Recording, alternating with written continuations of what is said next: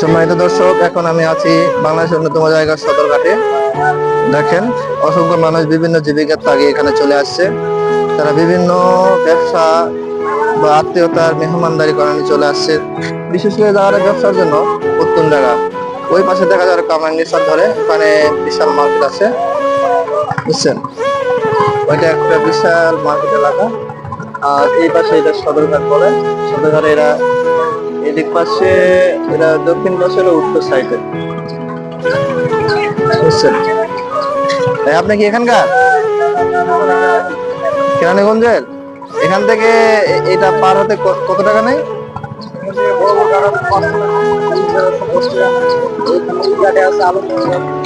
এই নৌকাতে এখান থেকে কয় টাকা নেই? এখানে 5 টাকা। ও ঘাট ঘাট ঘাটে আলাদা আছে। এই ঘাটে আমরা এখানে ঘাটটা দেখতে পাচ্ছি, এই ঘাট কয় টাকা নিবে এটা? এখান থেকে 5 টাকা। ও আচ্ছা, 10 টাকা ভাড়া নেয়। একটা নৌকাতে কয়জন যায়?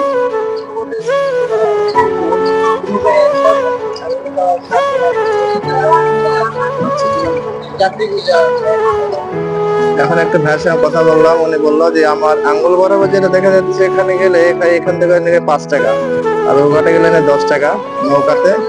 একটা নৌকাতে 5 জন 6 জন 7 জন করে নিয়ে যায়। দেখতে পাচ্ছেন সম্মানিত দর্শক। দেখেন, যারা যারা আমার চ্যানেলটাকে দেখেন, আমার চ্যানেলটা একটু সাবস্ক্রাইব করবেন। দেখেন, বিভিন্ন পর্যায়ের মানুষ, দেখেন অসংখ্য নৌকা। ক্যামেরাটা একটু জুম করে দেখাই, দেখতে পাবেন।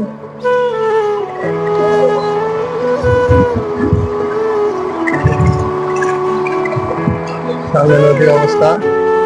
বর্তমান বাংলাদেশের সবচাইতে একটা মানুষের খারাপ অভ্যাস হলো এইটা, যেটা হলো মানুষের ময়লা আবর্জনা নির্দিষ্ট স্থানে না ফেলায়া বর্তমান বাংলাদেশ সরকার যে পরিমাণ টাকা খরচ করে নদী নালা ড্রেন এই এই খাতগুলোর যে পরিমাণ টাকা ব্যয় করে, জনগণ যদি বুঝতো তাহলে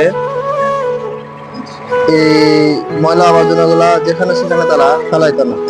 দেখেন, এটা আমাদের জন্য অত্যন্ত একটা কষ্টদায়ক ব্যাপার, যে এটা এক লজ্জাজনক ব্যাপার। বাইরের দেশে যেমন নির্দিষ্ট স্থান থাকে, কিন্তু আমাদের দেশে কোনো নির্দিষ্ট স্থান নাই। একটা বাসা যে 10 তলা হয়, সেখানে তারা 10 তলা থেকে একটা জিনিস খাইলো, বাচ্চা পটেটো একটা প্যাকেটই হলো, সেটা নিচে ফেলা দেয়। সেটা ওখান থেকে বাতাসে উড়ে যায়, একটা ড্রেনে পড়ে গেল, বা কোনো ময়লার যায় ম্যান হলে যায়, জাম লাগে গেল। যখন বর্ষার সিজন আসবে, তখন কি হয়, সেই পটেটো একটা চিপসের প্যাকেট দেয়, সেখানে জাম লাগার কারণে ড্রেনটা নষ্ট হয়ে যায়, জাম লেগে যায়, বৃষ্টির পানি যাতায়াত করতে পারে না। তখন কি সব দোষ সরকারের দেয়। কারণ নাগরিক যদি সচেতন না হয়, সরকার কখনো দেশকে উন্নয়নের দিকে নিয়ে যাওয়া সম্ভব নয়। প্রত্যেকটা নাগরিককে সচেতন হবে যে আমি একটা দেশের নাগরিক, আমি যেন আমার দেশের প্রত্যেকটা সেক্টরে, প্রত্যেকটা খাতে যেন আমি নিরাপদ বজায় রাখি।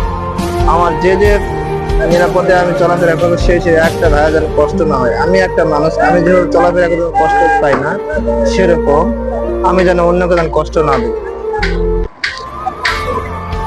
মনে আপনি এখানকার কত বছর তো এখানে আছেন? 30-35 বছর। আপনার কি এটা দিয়ে আপনার জীবন কর্ম উপার্জন করে, এই নৌকা দিয়ে এটাতে আপনার পরিবার চালান? মানে আপনার এটাতে কি আপনার জীবিকা চলে? আচ্ছা আচ্ছা। আপনি কি ঢাকার স্থানীয়? শরীয়তপুর, ঢাকা শরীয়তপুরে বাসা আপনার? আচ্ছা, আপনি এখান থেকে ওই পাশে লোক নিয়ে যান। কয় টাকার লোক নিয়ে যান একটা নৌকায়? দিনে কিরকম আপনার একটা মানে আপনার টাকা উপার্জন হয়, যেটাতে আপনার পরিবার চালাতে পারেন?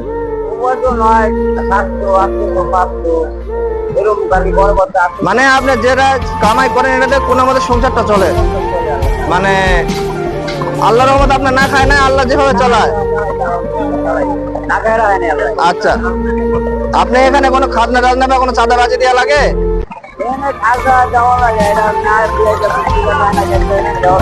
এখন তো আমাদের দেশে চাঁদাবাজি চলে না, আগে তো চাঁদাবাজি দিয়ে, চাঁদাবাজি চলে না। আচ্ছা, ঘাট যে দেখে না এদের খাজনা দিতে হয়। আচ্ছা, তাদের অন্য কোনো সমস্যা নাই। খাজনা কিরকম দিতে হয় আপনাদেরকে? মানে নৌকার উপর ডিপেন্ড করে না, মানে যেরকম নৌকা এরকম ডিপেন্ড করে। আচ্ছা আচ্ছা, সম্মানিত দর্শক।